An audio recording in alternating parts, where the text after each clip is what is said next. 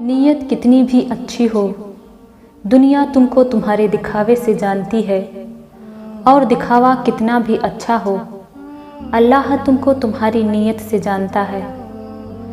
हज़रत अली रज़ी अल्लाह अन्हु ने फरमाया, रिज़्क़ सखावत में पोशीदा है और लोग इसको मेहनत में तलाश करते हैं।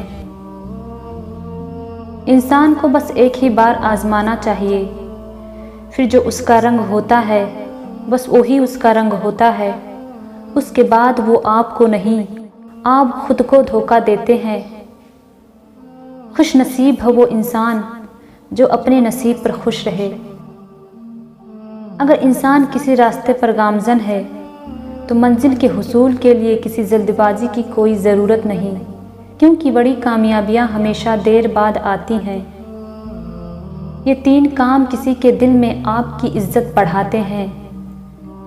सलाम करना, किसी को जगह देना, असल नाम से पुकारना। हवाएं मौसमों का रुख बदल सकती हैं और दुआएं मुसीबतों का।